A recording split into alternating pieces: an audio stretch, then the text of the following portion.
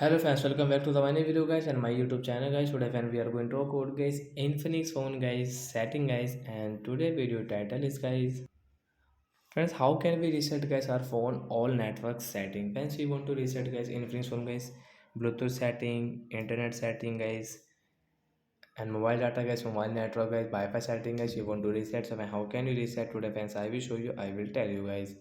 So before starting video friends, first of all go and subscribe the channel guys, click the bell icon, like the video friends. Now let's see how can we reset.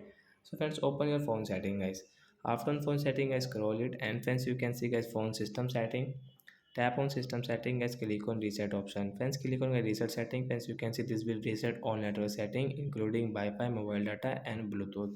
So we will tap here to reset. So once you have guys any pattern lock, so guys you will have to draw your pattern to reset guys. As you will not draw your pattern guys, we cannot use. Once you can see, use your device pattern to continue. So once you want to continue, once click draw your pattern, reset all network setting, you can do this action guys. Tap here to reset. So after 5 seconds guys, all setting will reset. So once you can use guys your internet setting guys, mobile network setting guys, Wi-Fi setting and Bluetooth setting guys.